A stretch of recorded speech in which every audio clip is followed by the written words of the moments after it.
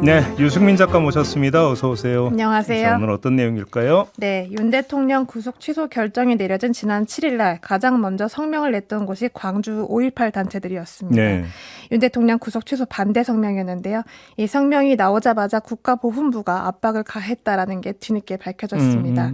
이 정치적 중립을 위반했다라는 건데 이 금요일 오후 5시부터 밤 10시까지 국가보훈부와 5.18 단체 관계자들 사이에 어떤 대화가 오갔는지 취재해봤습니다. 근데 5.18 단체들이 성명 내는 게 한두 번이 아니잖아요. 네, 11.3 계엄 이후 9차례 낸 걸로 드러났는데요. 그 국가보훈부 같은 경우 이번처럼 특정 단체를 겨냥해서 독촉 전화를 한 건 이례적인 경우라고 합니다. 국가보훈부가 압박을 가한 게 이제 5.18 공법 3단체 그리고 5.18 기념재단인데요. 네. 이 3단체라는 거는 민주화운동 유공자 유족회 그리고 부상자회와 공로자회 이렇게 세 단체입니다. 네. 1980년 신군부 계엄을 직접 경험한 당사자이자 피해자인 건데요.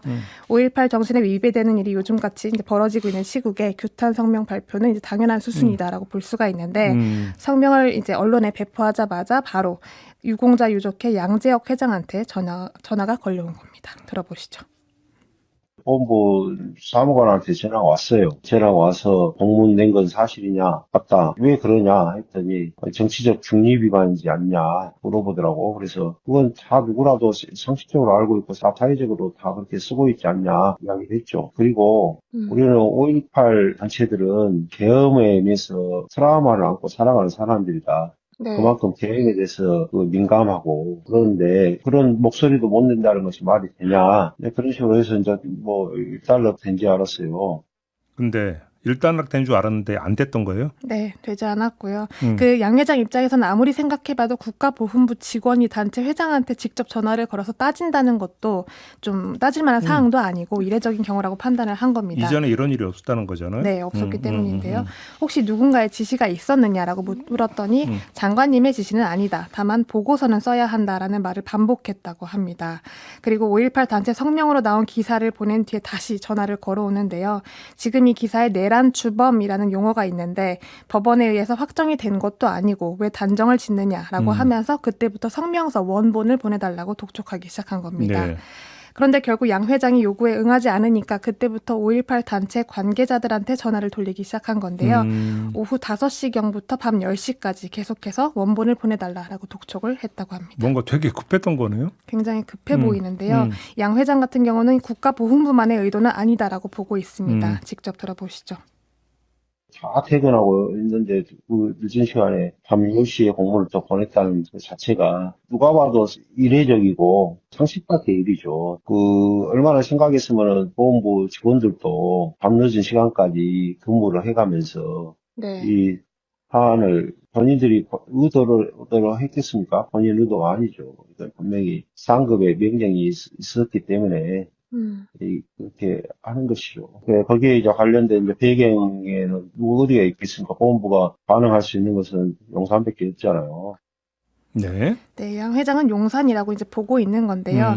사실상 이렇게 늦은 시간에 성명의 원본을 요구한다는 게 상식적이 않다고 판단을 해서 직원들한테도 넘기지 말라라고 지시를 합니다. 네. 그러자 국가보훈부에서 밤 10시가 넘어가는 시각에 이제 5.18 민주단체는 정치적 중립 의무를 준수하라라는 내용으로 공문을 보낸 겁니다. 또 구체적으로 어떤 내용이었는데요? 그 정관이 적혀 있었는데요. 정관이라는 게 그 법정 보훈단체가 유념해야 하는 정치적 중립 의무 준수 사항에 대한 내용입니다.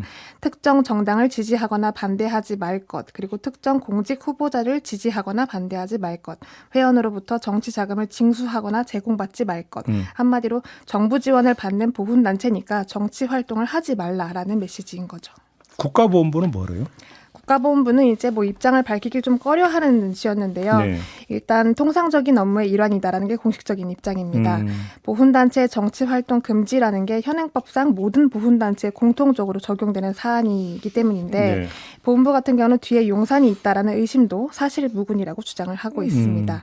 대통령실을 포함해서 어떠한 기관과도 이번 사안에 대해서 사전 논의를 한 적은 없다라고 하고 있고요. 예. 그런데도 왜 밤 늦게까지 독촉 전화를 수차례 걸었던 것인지 그리고 그렇게 급하게 월요일도 아니고 금요일 밤 10시가 넘어서 공문을 발송한 것인지에 대해서 그 예. 배경은 여전히 의문으로 남아 있습니다. 이 근본적인 문제는 정치적 중립 의무 준수 주체가 누구냐라는 점인데요. 네. 이 계엄 피해자들이 계엄을 규탄하는 성명을 낸 것에 대해서 압박을 가하는 행위가 오히려 정치적 이해관계를 대변하는 행정이 아니냐라는 지적이 있는데 그 지적에 대한 국가보훈부의 대답이 지금 필요한 상황입니다. 아니 계엄 규탄하는 게 특정 정당을 지지하거나 반대하거나 특정 후보를 지지하거나 반대하는 거고 이런 거 전혀 무관하죠. 아니잖아요. 네. 근데 이게 왜 정치적 중립 의무 위반에 해당이 된다 이렇게 주장을 할까요? 네, 내란 주범이라는 용어에 아마 꽂힌 것 같은데요. 예. 네, 전혀 풀리지 않는 미스테리입니다. 알겠습니다. 자, 이렇게 마무리하죠. 유승민 작가였습니다. 수고하셨어요. 맞습니다.